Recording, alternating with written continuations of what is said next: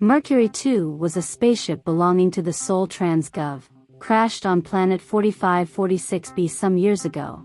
As many other spaceships such as the Aurora or the Degasi, it could have been shot down by the fearsome quarantine enforcement platform. Let's find out what happened to the Mercury 2 through the PDAs left among its remains.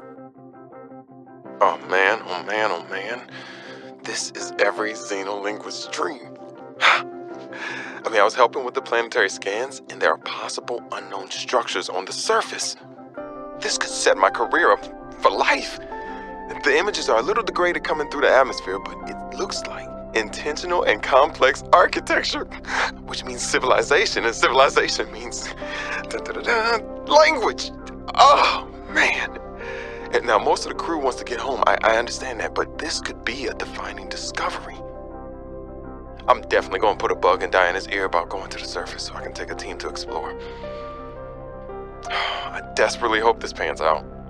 Oh, I can't wait till we get into communication range with Sol again. Layla and the kids would love to hear this. It's rough being away from them so long, but this might just make it worth it. I'll be able to give them so much more.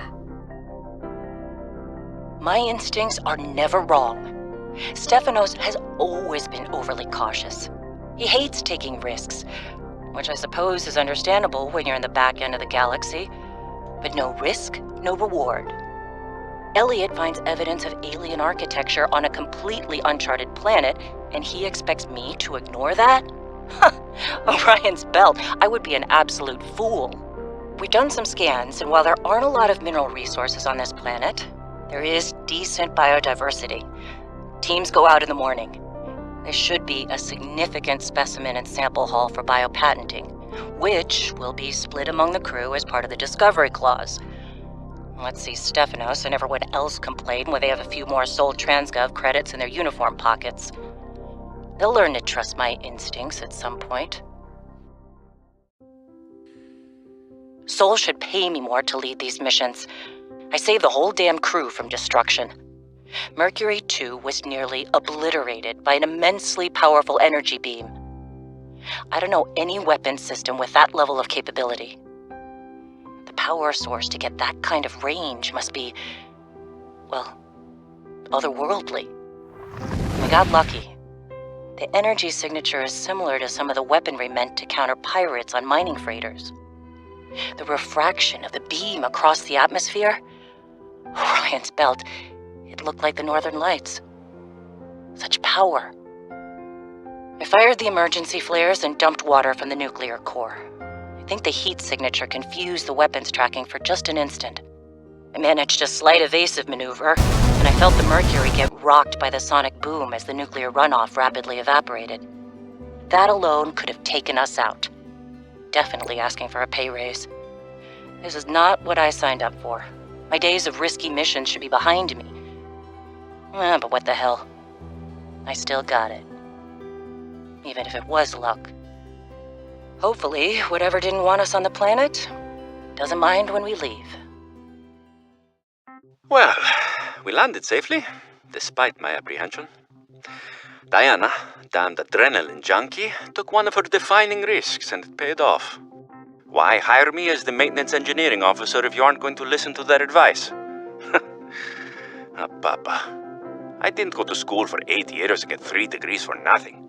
I tried to convince Diana that we don't need to stop for repairs. That's what the drift drive and the secondary propulsion system are for. It's just a bit slower. But she's in charge, not me.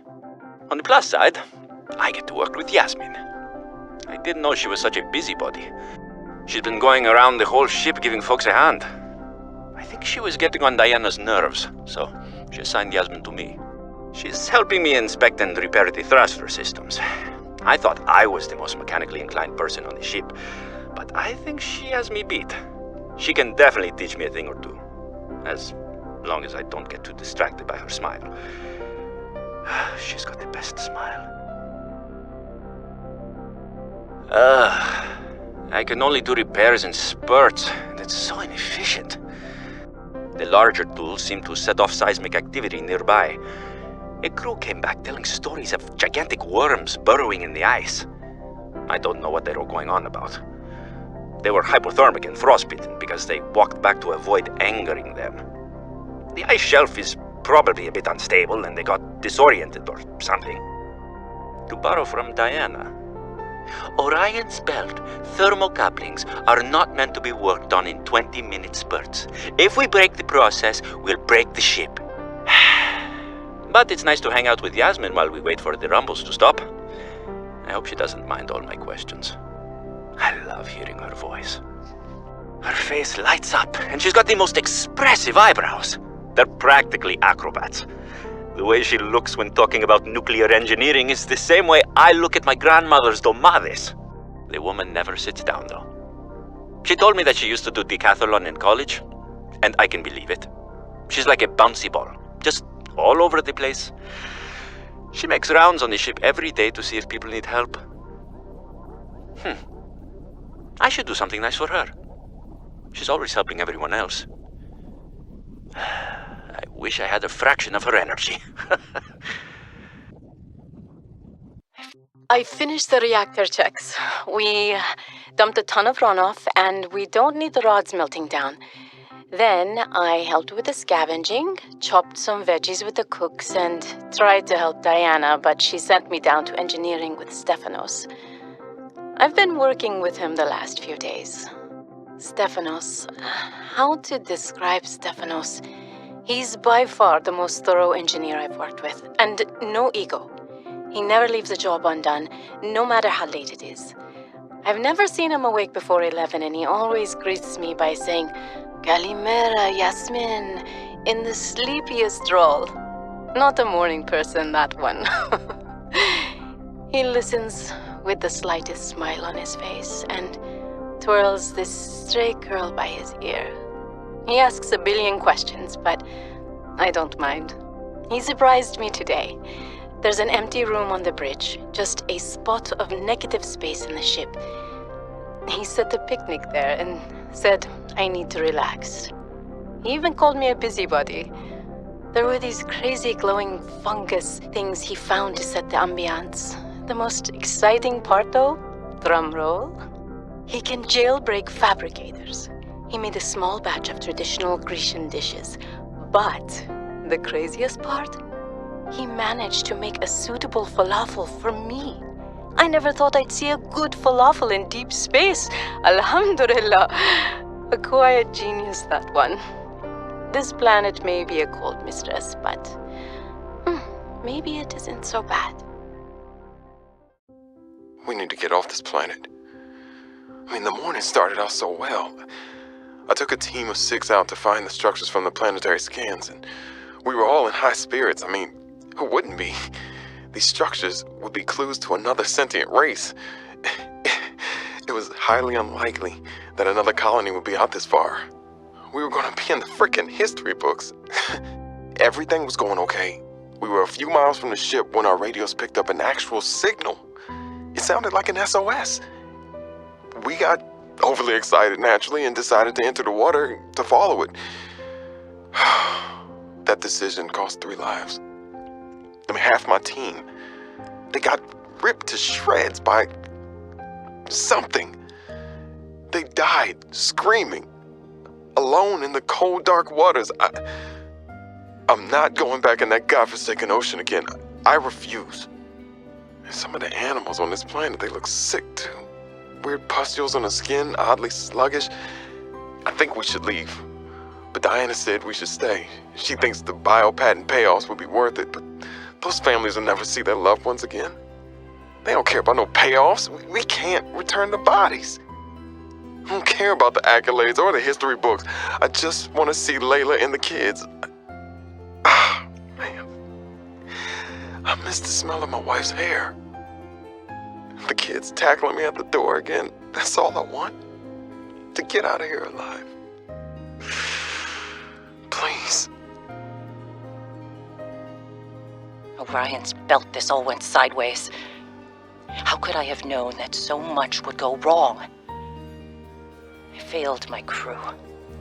No, I don't fail. I didn't get into this position by being a failure.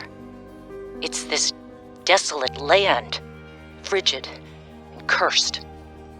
Between these tunneling creatures and the strange sickness that a few of the crew are showing symptoms of, we have to leave at first light tomorrow. We are prepping for a rapid takeoff. We can't take chances with the vibrations drawing the tunnelers, so we're skipping the systems check. Risky, but I have faith in myself and the crew of the Mercury. Landing this thing was practically a miracle, though.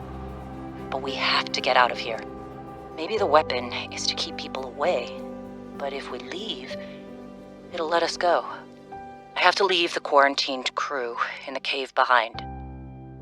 We will be back for them, but we can't risk an unknown infection spreading through the Mercury.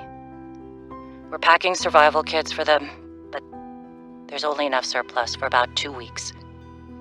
I'm telling them that we will come back. But I don't think I can land here safely twice. I hate this. But I have to leave them behind. I can't risk the entirety of the Mercury. I'm alive. Stefanos saved me. The Mercury attempted an emergency takeoff and everything seemed fine. I was helping the bridge crew with the emergency takeoff since the crew was short-handed because of everything. I heard the sound of metal tearing and for a split second, everything was tinged bright green and unbearably hot. Then I saw daylight and I was looking down at the ocean and ice. The strongest wind I've ever felt roared in my ears, ripping through the ship. People went flying out the side of the Mercury, so much screaming and chaos. I was lucky. I had just clipped into my sea tinker. Stefanos came out of nowhere, like a malaika, an angel. I felt his rough, calloused hand grasp mine with the gentlest of urgency. It felt like time slowed. He said, "I gotcha. Just follow me, Ella." I don't know how, but he used an emergency tether to drag me to the nuclear reactor core, the strongest bulkhead in the ship. We hit the water and everything went black. He's sleeping. I think he might have hit his head. I'm exhausted. The adrenaline has long since worn off and my body aches. I think I might have fractured a rib. I'm gonna shut my eyes for a bit.